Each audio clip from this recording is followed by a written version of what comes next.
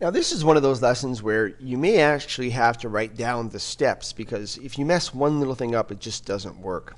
What we're going to do today is we're going to take this picture and we're going to use the picture as the color of text. So in other words, you're going to have words, and the words, instead of having a color behind them, are going to have parts of this picture as their color. So that's the goal.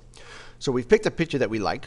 So now from here, we're on the Organize tab here. From here, we're going to go to Fix, and we're going to do a full photo edit. Now this might take a couple seconds to load. All right, now again, we've talked about layers in the past. This is the bottom layer, the first layer. You should name this. So I'm going to double click here, and we'll call this beach. And the beach is going to stay there for now. The next thing we need a brand new layer. So you come down here to New Layer button, and you ask for a new layer, and immediately come next door, and you need to have a solid color. Doesn't matter which one you pick, okay? You just have to do it this way. Don't ask me why. It's just the way it works. So I'm going to pick white, just keep it basic, but it doesn't really matter which one you pick because it's going to go away afterwards anyhow. So I'm going to pick white, and I'm going to hit OK. So now I have two layers on my palette. The next thing you need to do is you need to take this layer and drag it below, okay? Below the whatever one you want in the background. So you need to click here and then just drag it underneath. So this is what you should be looking at. And you also want to hide this one temporarily. So the little eyeball here, I'm going to go click on it, and now it's temporarily hidden. So now we're able to type the text that we want. So go to the text tool. And again, because I'm running video at the same time, it's a little bit spotty. So here, I'm going to type the words that I want. I've already picked out a nice big font. You would probably have to change your font as you're going.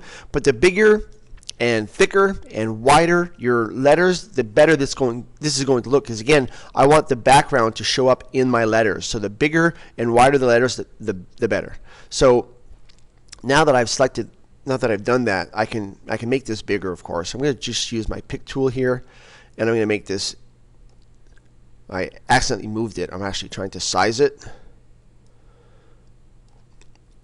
And this keeps coming up asking if I want to lock that in. I'm not done yet, so I'm not locking in anything yet until I'm happy with the way this looks.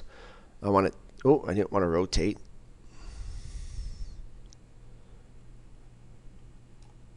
Just going to undo that.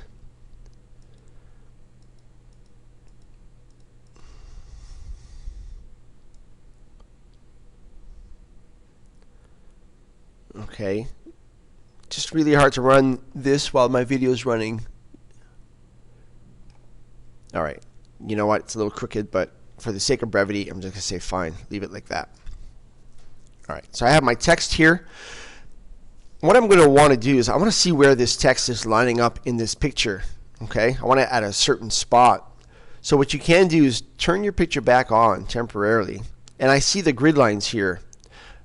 Okay? If you're happy with it there, then you can leave it there. If you want it to be lower, you can bring it lower. So I would probably want to bring it down a little bit, actually quite a bit. So I'm going to bring it right here. And then you can turn this back on to see how that's going to work. And I want to undo that. I'm going to click back on this to turn it off. And I'm just trying to get it perfect here. All right, that's what I want right there. That's pretty much where I'm going to want it. So now I want to, now with this visible again, all right, so leave it visible and select it. You have to select it. So it's visible and it's selected. What you need to do now is go Control, put your Control key down, and then hit the G button. And there you go. All right, so you've got your text with the background. It's a neat effect. The next thing you're going to want to do is you're going to want to crop out the parts that you don't want. So again, with the big thing selected, I'm going to ask for my crop tool, and I'm simply going to select the area that I want